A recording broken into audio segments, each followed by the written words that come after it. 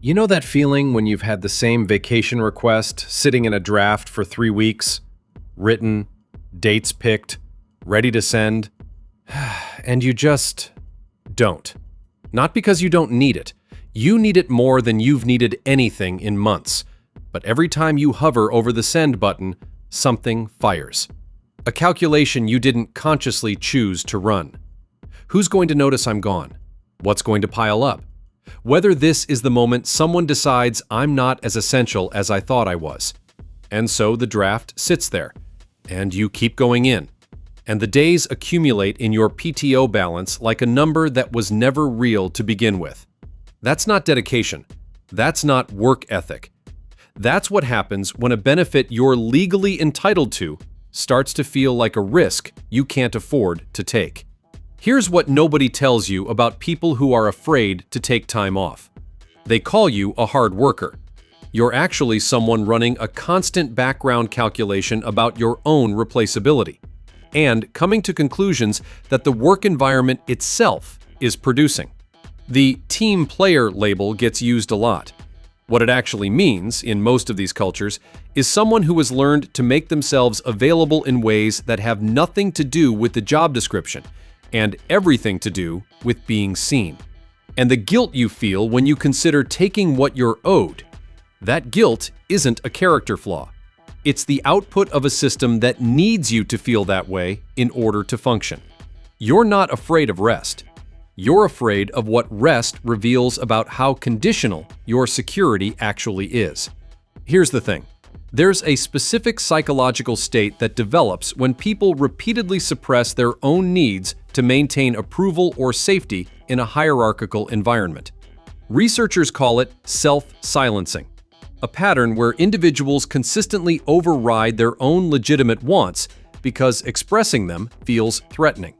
It shows up most clearly in relationships with significant power differentials, and the employment relationship, where one party controls the other's income, security, and professional future, is one of the most significant power differentials most people will ever navigate. When self-silencing becomes habitual, the internal calculation happens faster and faster until it stops feeling like a choice at all. You don't decide not to take the vacation. The decision is made before you're fully conscious of having considered it. The draft sits in your inbox not because you thought it through and concluded the timing was bad, but because some part of your nervous system already ran the numbers and decided the risk wasn't worth it. And that part doesn't distinguish between a genuine threat and a perceived one. It just responds to the environment it's been trained in. The environment trained you to see your own rest as a liability. That's not irrational. It's learned. And it was learned from real signals. But then there's something else happening here. Underneath the fear of being seen as replaceable is a second layer, the visibility anxiety. And this one is subtler and in some ways more insidious, because it's not about the dramatic fear of getting fired.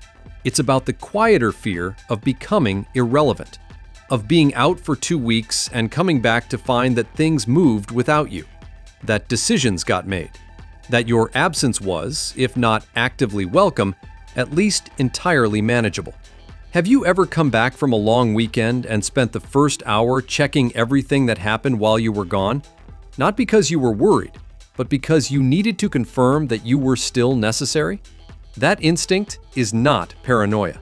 It's the logical response to a workplace culture that measures value through presence. When visibility equals value, absence feels like erasure.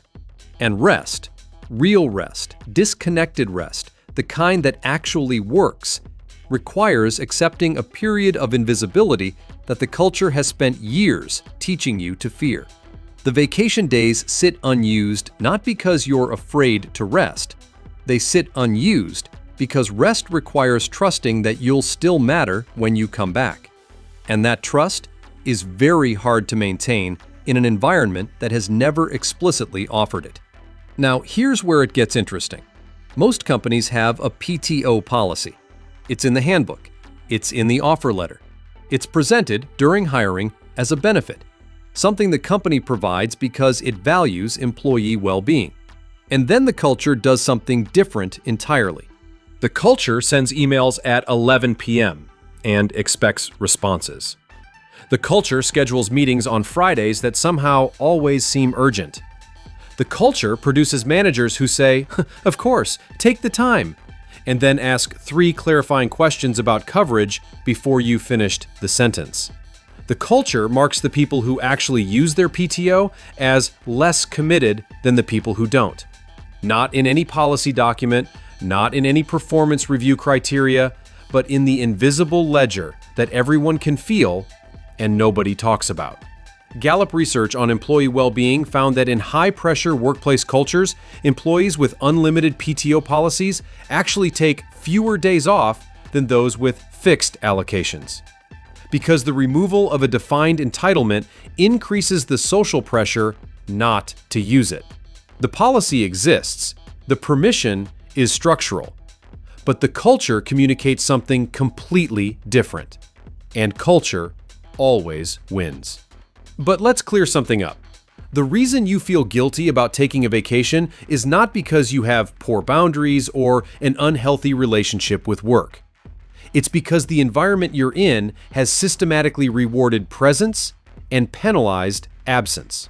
Not through written policy, but through the 1,000 small signals that accumulate into a felt truth.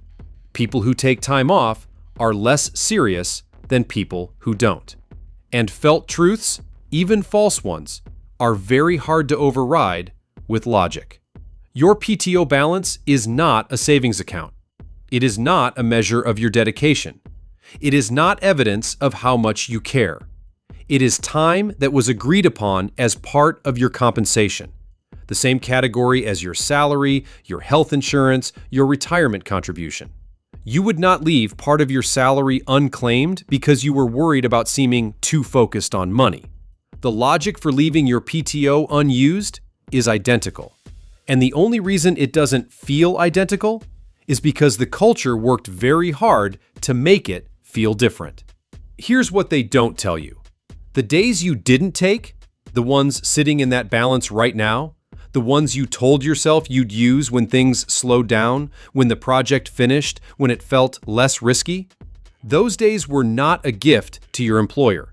They were a gift to a culture that needed you to give them. And you gave them freely. Not because you wanted to, because you didn't feel like you had a choice. Rest is not a reward for sufficient productivity. It is not something you earn by proving you can survive without it. It is not a negotiation point or a sign of commitment or a variable in the calculation of your professional worth. It is a condition of being a person who can work well over time. And a workplace that makes you feel otherwise is not a workplace that values your performance. It's a workplace that values your output, and only for as long as it keeps coming. You were never asking for too much. You were asking for what was already yours. So the next time that draft sits in your inbox, dates picked, reason written, cursor hovering, ask yourself one question before you close it again. Not whether the timing is right, not whether the team can manage, whether the version of you that comes back rested will do better work than the version that never left. You already know the answer. You've always known it. The only question is whether you'll let yourself act on it. Now tell me, how many PTO days do you have sitting unused right now? And what's the real reason you haven't taken them? Drop it in the comments. And if this video named something you've been avoiding thinking about, hit subscribe. We're here every week breaking down the psychology of work that nobody talks about. Because understanding why you are the way you are, that's not just interesting, that's powerful.